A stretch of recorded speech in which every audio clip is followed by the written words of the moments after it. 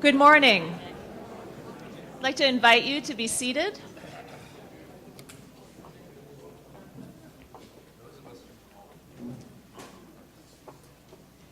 Greetings and peace to you as we come together to celebrate, to remember, and to revere Anne Weston McGowan, a powerful, graceful, intelligent, justice-loving woman. Just a year ago, many of us gathered in this place with Anne to remember her dear husband, Jim, your friend, your father, your grandfather. And I remember Anne in those days planning the service and the way in which she was living such tremendous gratitude, at the same time living through so much grief. But she modeled a kind of joy in the midst of that pain. And I believe that the words that were offered and the music played, the remembrances given, gave solace and strength. Today, we come to remember Anne, to honor her life's work, the way she loved and the way she served. And you see the poetry and the music, the way those things gave her life meaning and power. And so may this music and these words and these remembrances give us the solace and strength we need as we live with the gratitude and the grief upon Anne's too soon passing. I'd like to welcome Michael Brown, who will give us greetings on behalf of the Ecology Action Center.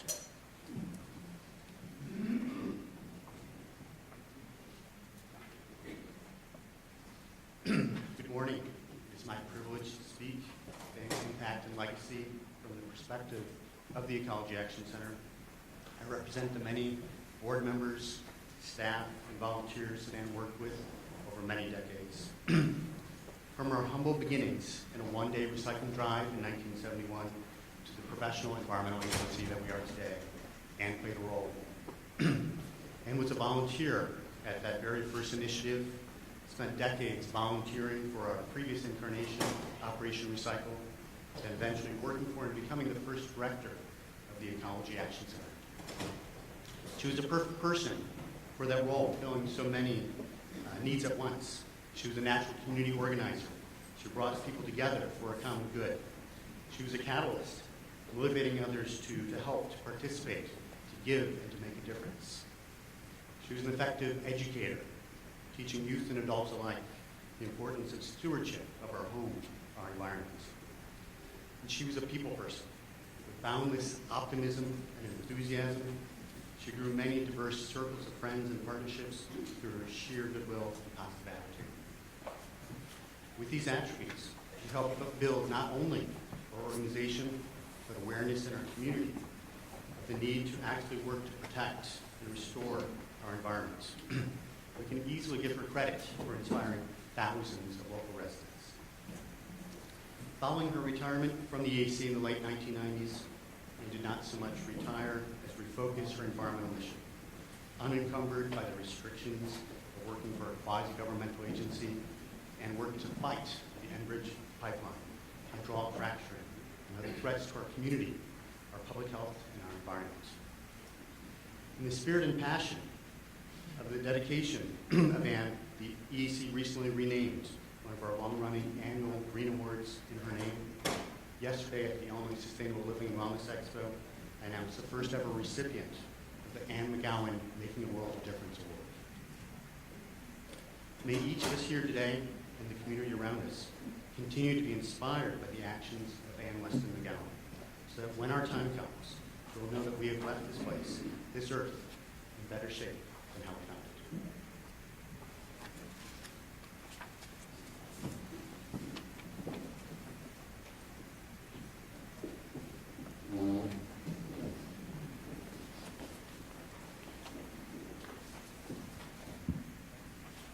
I'd like to ask that after this performance there not be applause, because I think we'll connect better with Anne that way. And my teacher, Bill Bolcom, composed the great graceful ghost rag in memory of his father. He said that after his father had passed, from time to time he would feel his presence around the house as a sort of graceful ghost. As everyone here can attest, Anne, you were a person of boundless grace, manifesting itself in many ways, in many different situations. Indeed, I'm sure I'm not the only person here who continues to look to you as a model for how to live, since you lived your life with grace, purpose, humor, goodwill, and common sense. I'm sure you'll continue to live in all of our hearts as a guide, as our own dear, graceful ghost.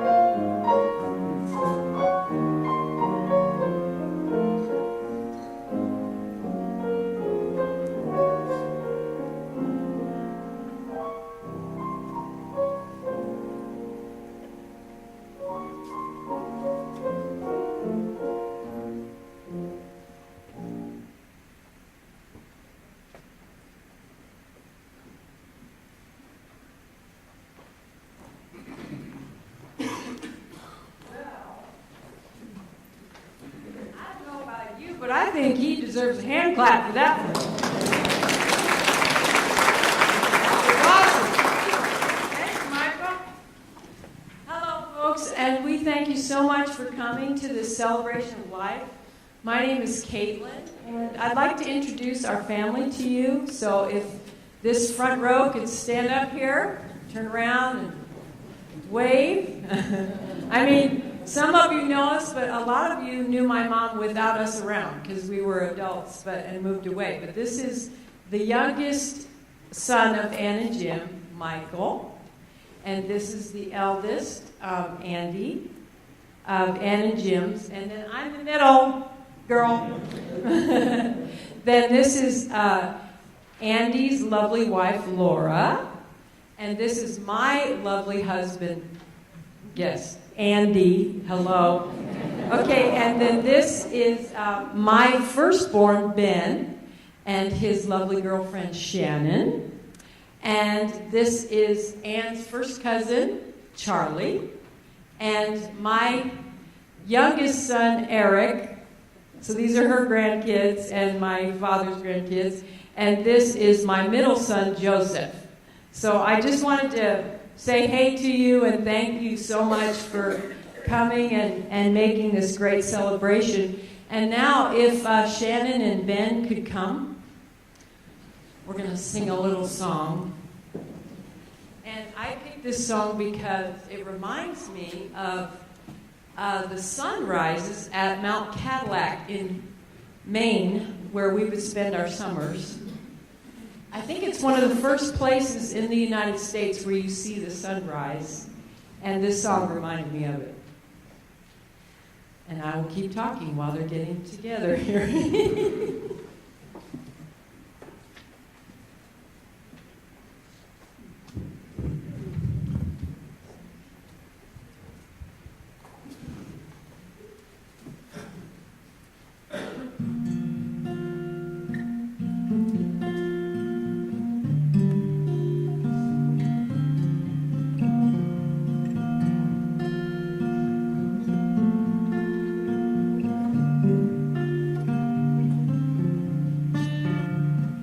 Waking up knowing there's a reason all my dreams come alive. Life is for living with you. I've made my decision. You lift me up, fill my eyes with wonder. Forever young in your love, freedom's untainted with you. No moment is wasted.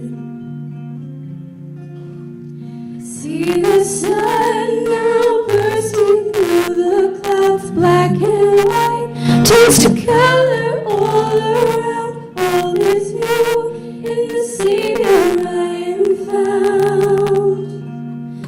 This is living now.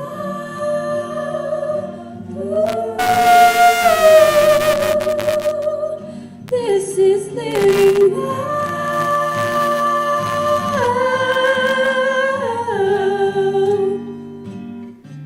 You lift me higher than I've been before. It's your perfect love sees me soar. God, your freedom is an open door. You are everything I wanted more. You lead the way, God, you're right beside me. In your love, I'm complete. There's nothing like living with you. This life you created, I choose. See the sun now bursting through the clouds, black and white, turns to color all around. All is new in the Savior I am found. This is living now.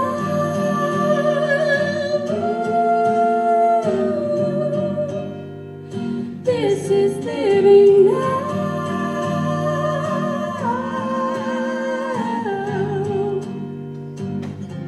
You take me higher than I've been before.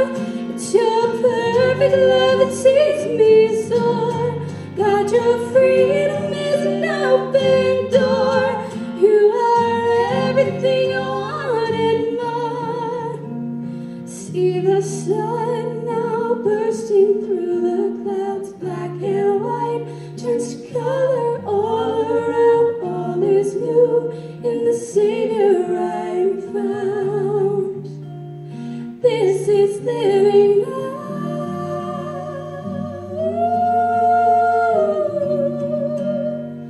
This is living now.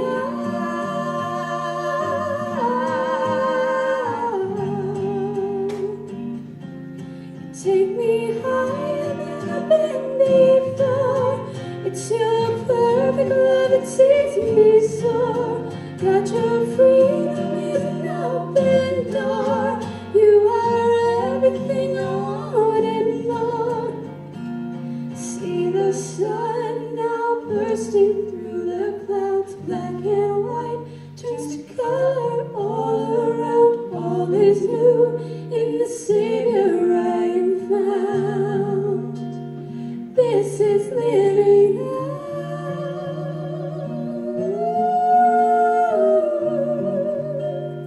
This is living now.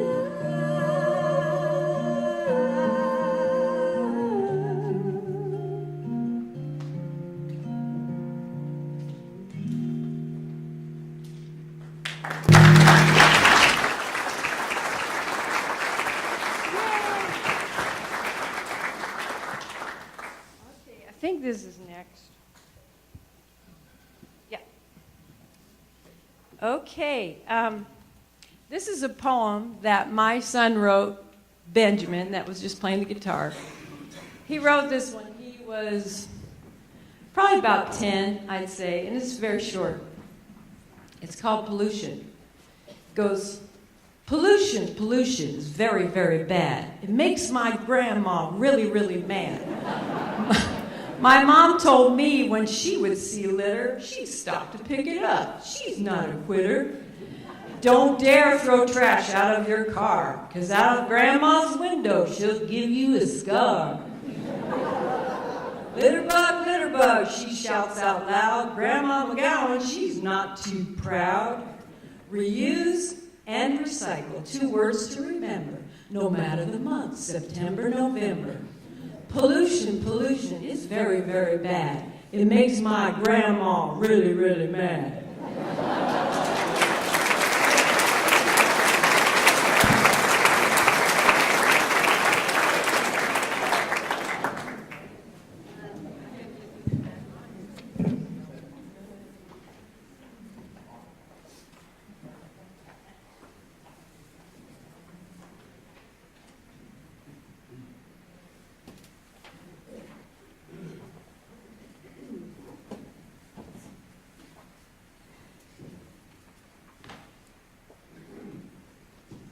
Hi, I'm Charlie Weston. Anne's father and my father were brothers. We were both only children in the same family group. And every time we got together, we were brother and sister. And we have stayed as close to brother and sister as is possible without actually being all our lives. And I spent many hours in Anne's presence over the phone because we never lived really near each other. And I particularly remember those early evening hours, cocktail time, when Anne's voice had a special twinkle to it. We used to go on for hours in the evening. We could talk for an hour and a half and not even remember what we said. I'm going to read a poem, the best I can, written by Jim, Anne's husband. I'm not very experienced in reading poetry, but I'll try. Down long parklands, pathways and will dawdle. Walk and hesitate, step carefully, wait, with warm eyes always moving and the body calm. She will touch rough bark, stoop, feel in leaves for nuts, then cover them again. Make slow way down in tangles to the riverbed. She remarks, great muddy mussels stranded in shallows. Thick smell of flat water, and the nettles itch like jellyfish. When I stop it for photos in my city stride, I will move off, as if I had somewhere to go. I'm one for large effects where clouds build over trees. I notice. Wave my arm for warmth in a darkening wind. The trail turns west to home. Some Boy Scouts, shouts, pursue us, push us on, stay ahead. I look back, take this shot. Anne is still, in dancer's pose, eyes given to the bird who flits and teases. Sounds clear, clear, in the brisk brushing of limbs.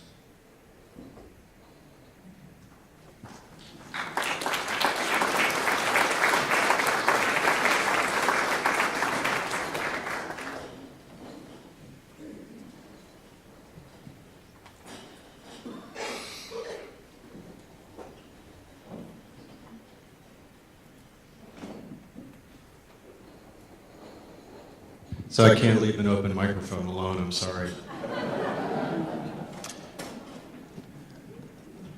I first met Anne through Jim's poetry, actually.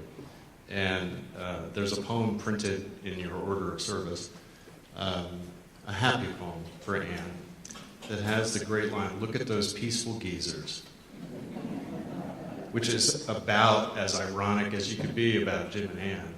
They were never geezers. Except in the best sense, of course. And my last memory of Anne was walking around the track at the Shirk Center. I had to keep up with her. It was tough because she was moving. And we were talking about Jim, but also about the future and future generations, which was always the way she rolled. So she and Jim both loved this song. It's called The Ashokan Farewell. Most people think it was a Civil War song because Ken Burns put it in his movie about the Civil War. It was actually written about 31 summers ago by Jay Unger to express his feelings at the end of a season of summer camp, a music camp in upstate New York, the Ashokan camp, where he taught. And he was just expressing the wistfulness of saying goodbye at the end of a season. The camp almost closed a couple of years ago, and in a rare example of government funding being put to good use, it has been revived and is continuing to go forward. I think Anne would have liked that too.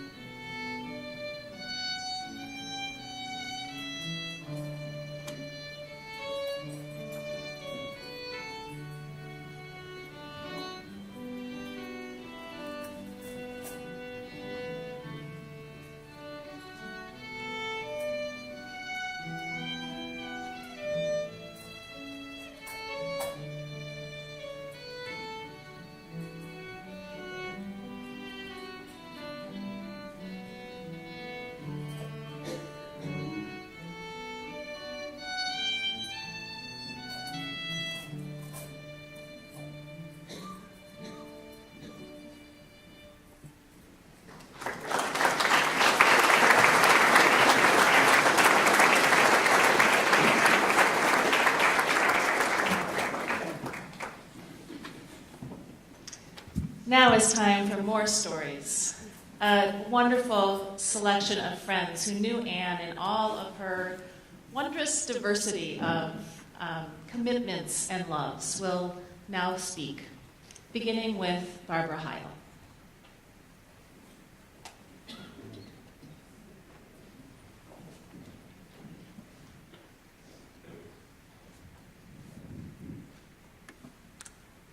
I first met Anne McGowan in the fall of 1969, after we had both just moved to town with our respective families. Jim McGowan and John Heil had just been newly hired here at Illinois Wesleyan University.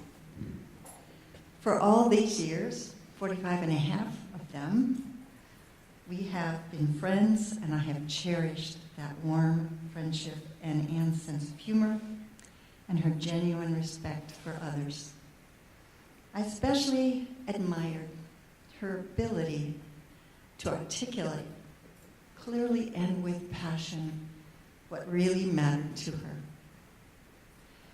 On this latter point, we have a beautiful example loaded onto a laptop in the back of the room there. So I invite you during the reception to go over and watch the video of a children's choir that was filmed in 2011. Anne wrote some feisty lyrics to a song she titled "Forget Fossil Fuels." And if you watch for just a minute and a half, you'll get to the last frame of the video and you will see Anne is directing the children. The video went off to 350.org to be posted on their website. I have time for only one story, and Anne is the star. She launched a community-wide crusade, starting it in 2007. The threat she saw was to Bloomington's city water supply. And she started researching the spills of pipelines across the country and in Canada. And the threat she saw here at home in 2008 came from a major oil pipeline to be built by Enbridge. I'm sure you've heard of this. The pipeline was projected then, and still is, to run due north on the east side of Bloomington Normal. As I say, Anne had been keeping track of spills, and she decided it was time to speak up about the pipeline's route that would cross both Money Creek and Mackinac River. These waterways have their own connection to the two lakes north of town, Lake Bloomington and Evergreen Lake, that provide the primary water source for Bloomington. If the proposed pipeline would have a leak near either one of those crossings, the pollution could impact the lakes, which would impact the water that we drink. Anne educated herself on the concept of high consequence areas, a designation from the federal government that requires a pipeline company to meet the highest level of standards for construction, monitoring, and response to any leak or spill. Anne spoke alone, I believe. I think she applied to the McLean County board to speak and went there in February 2009 and received their unanimous support for her request that they investigate how the high consequent area designation might be obtained for the two crossings. She organized a petition drive. With her help, a dozen environmentally minded local organizations wrote official letters to the Enbridge Company and to the Pipeline and Hazardous Materials Safety Administration, or PHMSA, in Washington, D.C. A few months later, she received written acknowledgement, both from the company and PHMSA, that the two crossings at Money Creek and Mackinac River would be treated as high consequence areas. The letter from Enbridge spells out their promise to use heavier wall pipe and more frequent inspections of the pipeline in those areas. We've made copies of these letters. They're in a stack near the back of the, actually near the computer with the video. There's one sheet with the two letters back to back. I know that Anne would approve of what I'm about to say next, which is my last sentence. I'm asking you to take home with you a copy or two of these letters so that in the future, if we need them, we can collectively be ready with the knowledge and the documentation that Anne had won for us to hold Enbridge accountable down the road. We are her follow-up team.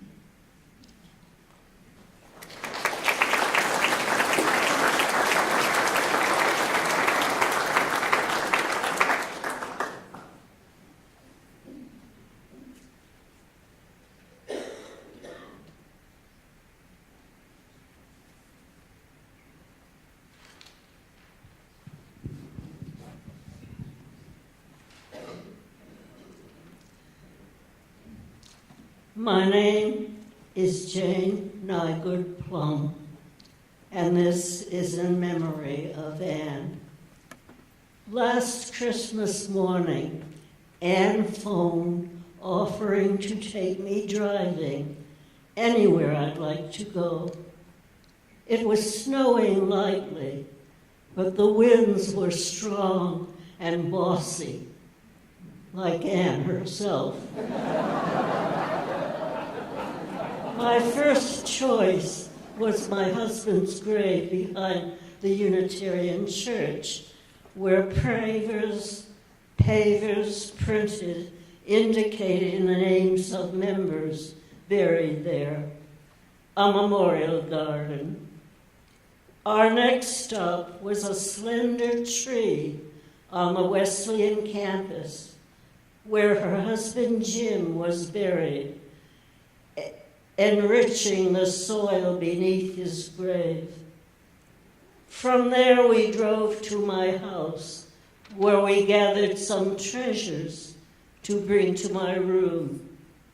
My real treasure being Anne herself. I wish to thank Anne here at Wesleyan, where our husbands once taught, Jim in the English department, Abe in music, setting some of Jim's poetry to music.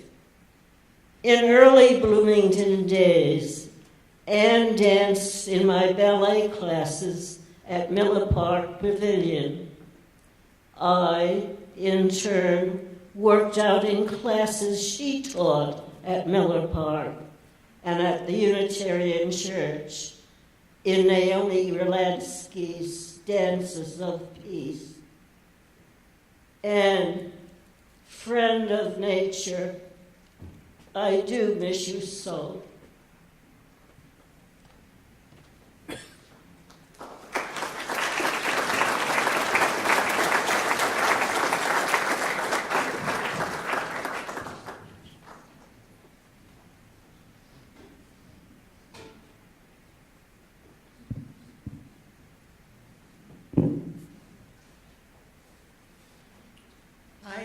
I'm Janet Claus, and I've been a part of Anne's, a book group. That's our fancy name. We're a book group for over 25 years, and I look out and see some of my friends here today. Anne is still, in my heart, a remarkable person. One of the things I still hear her say to me in my head at times, well, that's just no good.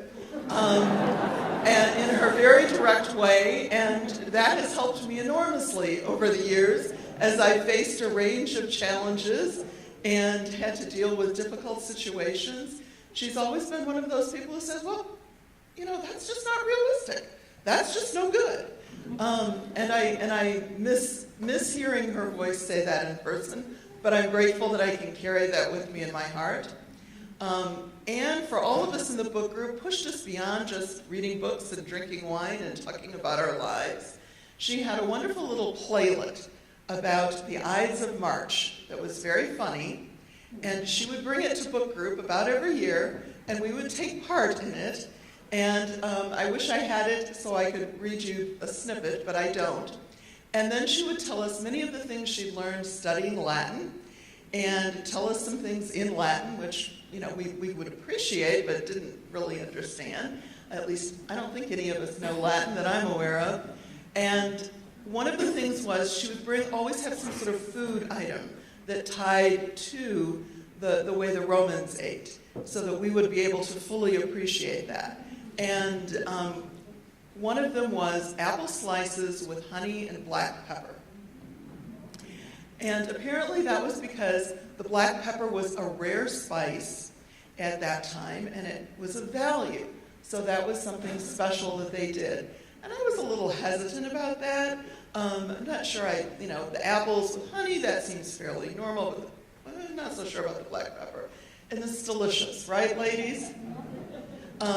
When we had our next book group after we lost Anne, that was something that I brought in remembrance of her, because I'll always think of her when I have something along those lines. Thank you.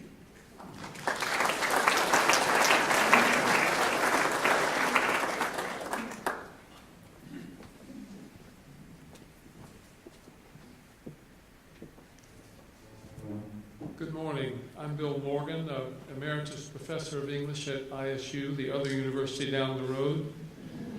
I call this little remembrance Speaks for Itself, and you'll see why. My friendship with Anne and Jim extended over something like 4 decades. The themes that always linked us to one another for all of those years were the natural world, environmental awareness, and poetry. That's what we always talked about. So I wasn't surprised to receive an email from Anne on February 24th with a link to a Margaret Atwood poem called February. Did others of you receive this? Okay. Here's the poem. February, winter, time to eat fat and watch hockey. In the pewter mornings, the cat, a black fur sausage with yellow Houdini eyes, jumps up on the bed and tries to get onto my head. It's his way of telling whether or not I'm dead. If I'm not, he wants to be scratched. If I am, he'll think of something. He settles on my chest, breathing his breath of burped up meat and musty sofas, purring like a washboard. Some other tomcat, not yet a capon, has been spraying our front door, declaring war. It's all about sex and territory, which are what will finish us all off in the long run. Some cat owners around here should snip a few testicles. If we wise hominids were sensible, we'd do that too, or eat our young like sharks. But it's love that does us in, over and over again.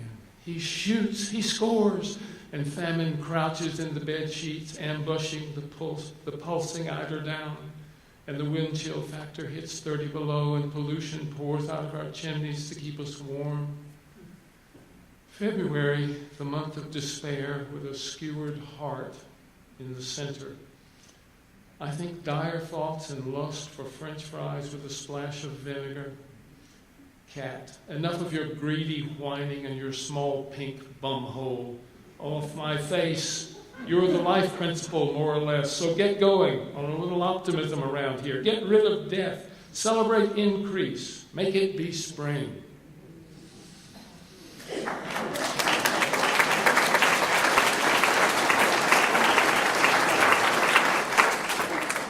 I accept that applause for Margaret Atwood and Anne. I emailed back to her casually. Thanks, Anne. Good fun with plenty of serious stuff as well. Reminds me of when I had a cat.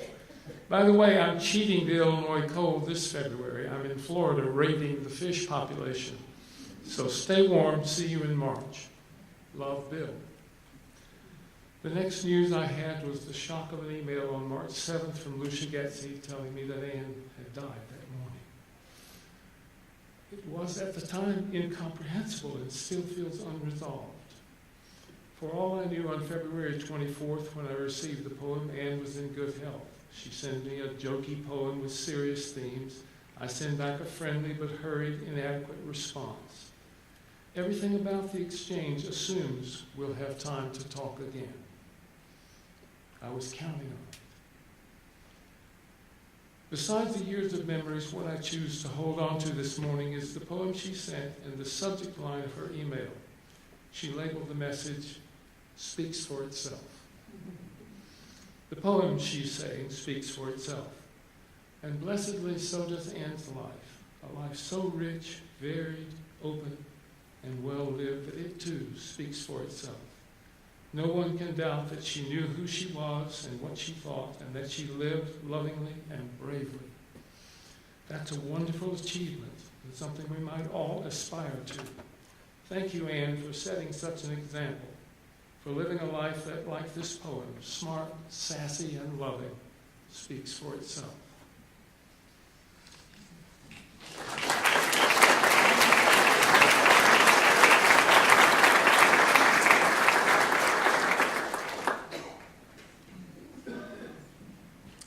Hi, I'm Mercy Davison. I am working at the town of Normal now, but when I met Anne, I was a student at ISU. I was all of, 17 probably. I came to ISU from Southern Illinois, and I was interested in environmental issues starting in junior high school due to a very serious Michael Landon TV special. And so this was big. So I came to ISU, and I immediately found the environmental groups, and it wasn't long before I found the Ecology Action Center. I had a scholarship that required that I do a pretty significant public service project, so I found the Ecology Action Center, and I met Anne. At the time, she was operating out of a building in Bloomington, and they were getting ready to move to the Hewitt House, which is where EAC is today, next to the public library. So my big project was helping Anne strip wallpaper. And you can't imagine how much fun that was with Anne McGowan. I was not of drinking age yet, however. It was really a fun time, and we weren't drinking, by the way, but there's some good drinking stories here. But I got to help her recruit volunteers, and it was just an amazing time to spend with an amazing person. I come from a pretty typical Midwestern family, very working class. My dad was a Wonder Bread driver, and my mom was a nurse. And so I thought I would get a regular job someday. I just, a very simple, straightforward job you keep forever. But I knew I wanted to do something different. So when I met Anne, she was the first adult I'd ever met who had this really cool life. I mean, she was doing what she wanted. She was having fun. She was making a difference. So I was probably 19 at that time when I asked her, how can I grow up to be you? And I think she thought that was kind of funny. But so then she described how she had gotten to where she was, and it involved teaching dance classes and starting a school and all these things. It was a little disappointing because I thought, I'm pretty sure there's no major at ISU that will result in a BA in Anne McGowan. But it was my aha moment that Anne McGowan, I think, meant to people my age is that kind of doesn't matter what you're doing. You just can make a difference doing that. And so all the different pieces of your life you can just make really special.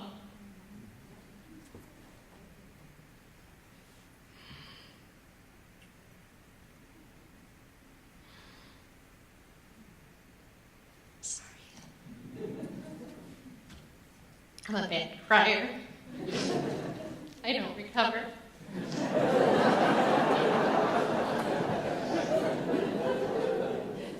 But I do want to go out with just quickly mentioning that Anne and Jim were really cool too. So I got married pretty young, and when my husband Bill and I moved back to Normal, we didn't really know anybody at that point, and we didn't have any money.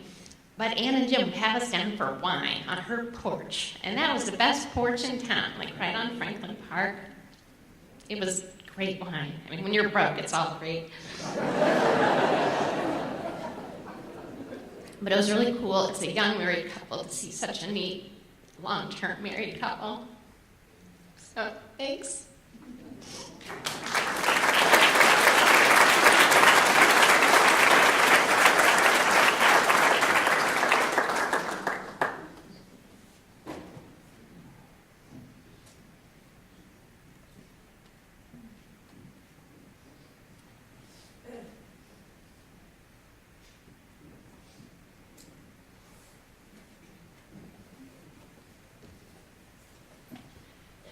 Hi, we're the Taylors. I'm Joyce, and this is my husband, Dwayne. Anne was amazing. She was an amazing lady. And I first met Anne in the early 80s when Jim and my husband, Dwayne, were members of the IWI board, Illinois Writers. Prior to meeting them, our good friend Catherine Kerr said, "Jim was a great person, but wait till you meet his wife, Anne." She's wonderful. And indeed she was. It was true. Anne was simply marvelous. Both she and Jim were generous, gracious, intelligent people, and it was a pleasure to be around them. The IWI board met regularly at different homes, and it frequently meant that we had overnight lodgings with plenty of food and drink. Anne and I quickly became the self-appointed den mothers of this group, and making sure that everyone was well-fed, well-watered, and had a place to crash. And we also had a great time being on the fringes of this group, enjoying any poetry reading that would spontaneously erupt, and help a little bit with some drink along the way. I had an opportunity to get to know them even better, especially Anne, when I was working on my master's degree at ISU in the mid-'80s. I took a leave of absence from my teaching position to go back to school full-time, but it meant living in Bloomington Normal for a year. And Anne and Jim opened up their home to me, and it quickly became my home away from home when I went to grad school. At that time, they were living in the big house across from Franklin Park, and I got to stay in Caitlin's rainbow room. Wonderful room. I enjoyed Jim and Anne's cooking as I worked on my graduate studies. And I was also a graduate assistant in the department, and I would come back with some interesting stories about the editing that I was doing on the department journal. And we always had a few good laughs on that one. We had great conversations over food and wine, and Anne always impressed me with how friendly and open she was. She was an avid conservationist. She was one of the very first people I ever met that was serious about recycling. And when I complimented her on her conscientiousness, she said, "Why wouldn't I?" You know, it was like, of course, this is the natural thing to do. And that was pure Anne. During that year I stayed with them, we had our rituals. I was always greeted every morning by their cat Piscataway. We had breakfast in the dining room, and we would read the pantograph. And it was during one of the times that we were reading the pantograph that Anne pointed out a headline in the society page: "Normal woman marries oblong man." That was fun. We had great fun over that. Anne and Jim were lifelong friends for us. We kept in touch. We went to Maine with them. But the year in Bloomington with Anne and Jim will always be a gift that I treasure. They shared their food and their home with me, their friendship and their companionship. And it will always have a special place in my heart.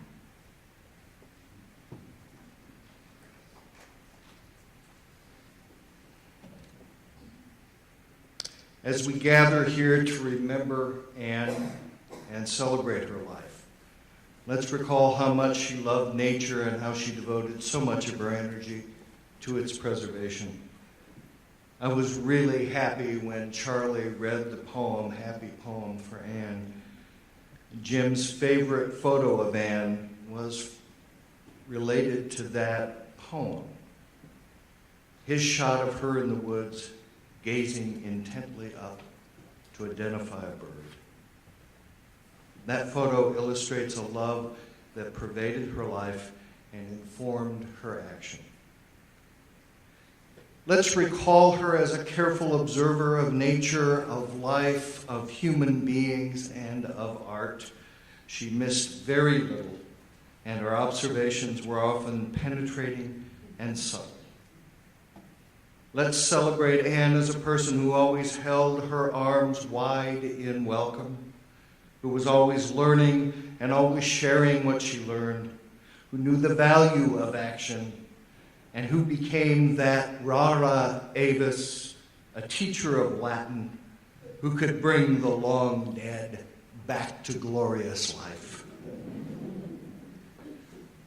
Let's celebrate Anne as the mother of the 3 fine human beings she helped to build and the grandmother of their children she cherished. Let's remember Anne as an indispensable partner in one of the strongest, most vital marriages we've ever encountered, whose support and criticism enriched Jim's poetry and scholarly work beyond measure. Let us remember and celebrate how Anne enhanced our experience of living when she was around, making it somehow more radiant, a special gift. We miss her light and laughter because her light and laughter transformed us all, as a perfect poem transforms and deepens us. So let us finally recall and celebrate that perfect poem Anne fashioned of her life. With her passing, some light has leaked from the world, though her candle still glows in the hearts of those graced by knowing her.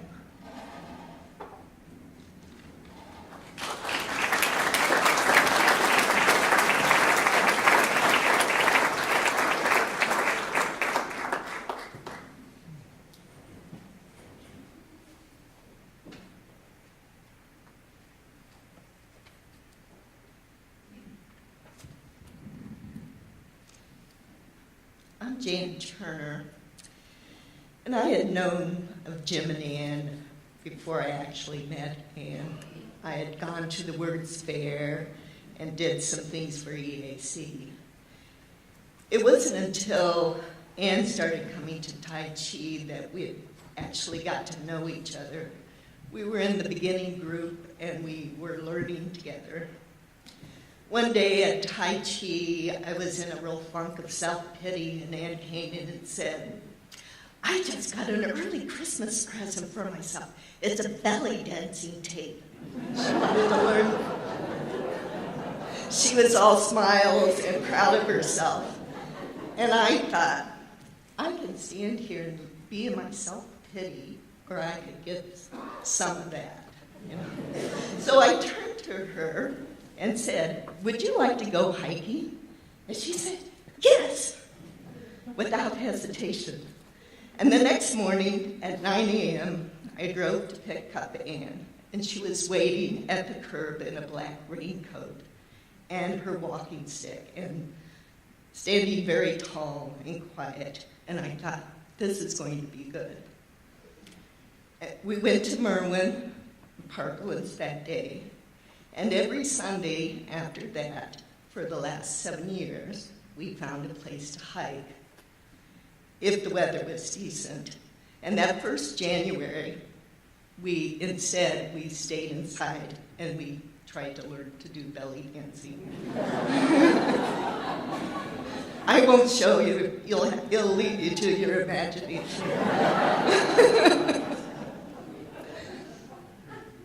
I thought she was helping me get out of my funk, but later she told me that she and Jim used to go walking every Sunday, but Jim could no longer do that, and I was helping her too. I showed her the skunk cabbage at Funk's Grove, and she showed me Dawson Lake when all the Disney characters came out in May. In fall, we went to Western Prairie to find the gentian that reflects the blue of the September sky. In the winter, we walked onto Dawson Lake to see the ice fishermen. One thing she wouldn't do, though, was join me when I went to make a snow angel on the frozen snowy lake. After that, every year she asked me if I had made a snow angel. I made 3 this year for her. When we got lost, driving one time, she showed me how to read those country road signs, the green ones. And, 200 north, what does that mean? It actually means it's 2 miles north of the county road. And little known, she said that Main and Empire Street is 400 north and 1400 east. So if you're 2 miles north, then you're 12 miles from that corner. So never get lost again. Well, when my daughter Colleen was 10 or 11, she told me she had a dream that Anne and I were woodland fairies and that we danced in the woods with purple tutus. Anne and I loved that idea. And when we found this plastic purple star on a plastic stick, some kid's little toy, at Weston Prairie, we decided that that was our fairy wand. And I still have it, and I use it as my star on my Christmas tree. When I gave her persimmons and told her where the tree was, she wrote a limerick as a thank you. She said, "Jan brought a sweet autumn treat, persimmons for us to eat. We had almost forgotten they need to look rotten before they taste juicy and sweet." That's my poem. Anne loved nature as much as I did. I think it was fitting when Sharon Cochran gave us the title of Nature Girl Girlfriends. We made a rule that in the woods or the prairie we would not talk politics. We were there to enjoy nature and the natural world. We learned that Japanese called it forest bathing, and then Catherine Bell told us we were cleansing our auras. We loved them both. Last September, when we were out at Weston Prairie to see the gentian, the conversation led to why we love nature so much. Anne said, and I'm paraphrasing this, I can't quite remember it exactly, that nature is so beautiful.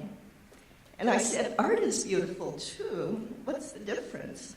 And she continued, nature is here where we are standing. We can see it, feel it, hear it, smell it.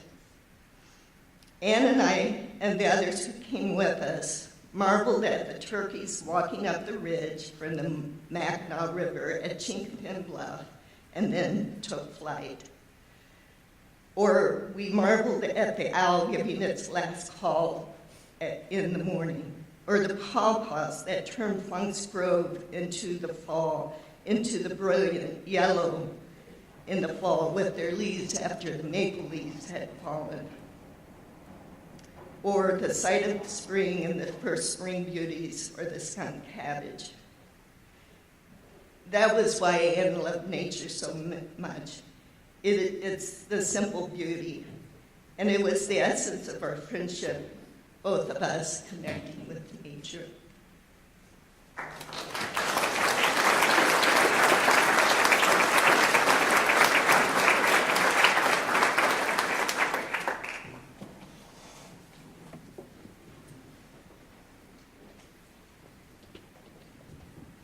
I'm Robert Sutherland. My wife Marilyn and I knew Jim and Anne for 40 years and did a great many things together. We remember very clearly those evenings around the big table in the old Victorian house, and how wonderful those were, and how much they meant to everybody there, so that you came away feeling you had really been somewhere. I am here today to read a poem by Lucia Cordell Getze, who is currently in Cuba, I guess, with a group of Fulbright students. And she has a poem that she wrote, which I understand is the result of a dream she had, or a series of dreams, where she actually saw Jim and Anne. They visited her and so on, and invited her into their home. And I'm going to read that poem in the hopes that I can do justice to it. And I don't know how Lucia would have read it, and I have to read it as I can read it. But here it is. She was a very dear friend of theirs. The Poet's Home. When they come to you in a dream, waking or sleeping, 1 month precisely after she left, precisely 1 year after him, their sudden presence, after the whoosh of their leaving, and then the after void, brings the world they spun and then took leave of back with them. Only the dead who loved you so, and whom you loved so, have this power. In one image they return to give you, to me. Here they are, arm in arm in late spring sunlight, in the doorway of their Victorian frame home, beaming fondly, beckoning like they always did, you in to the party of speaking poems and flowing wine, and plenty beds and couches and the big round table I once curled, pillowed, and utterly happy upon. Feeling that no stranger was not friend, but all married inside their marriage and in love, in their hospitable love. The image swoops you back into their poem. For Anne and Jim and their family and friends, from Lucia.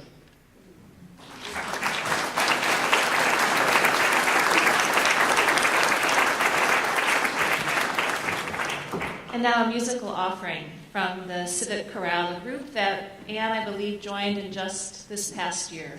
Thank you for being here today.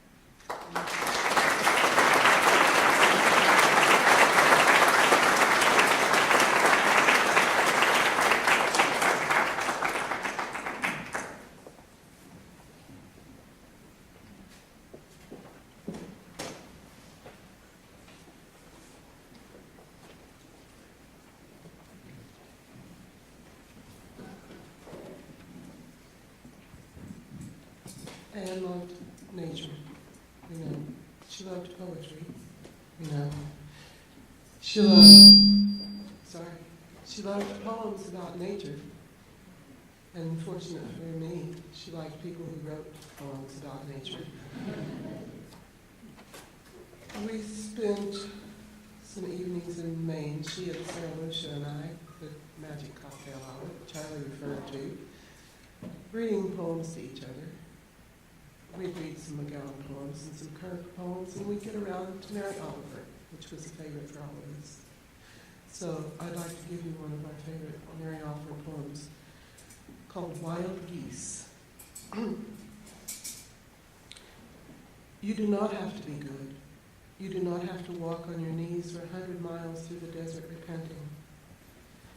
You only have to let the soft animal of your body love what it loves. Tell me about despair, yours, and I will tell you mine. Meanwhile, the world goes on.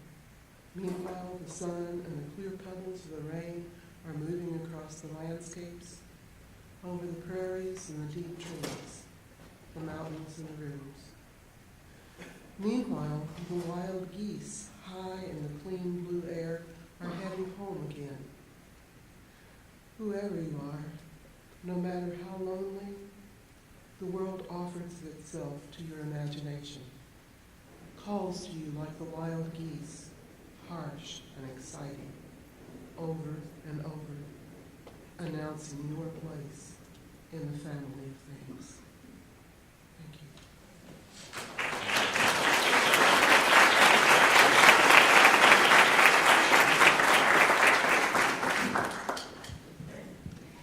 Enriched, heartened, in the midst of healing.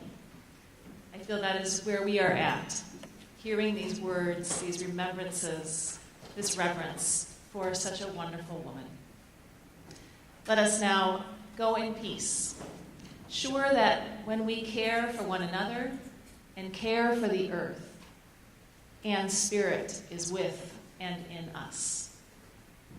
You are welcome to join the family for a zero-waste reception following this service, and I now welcome Dr. Len Lichty for sending music.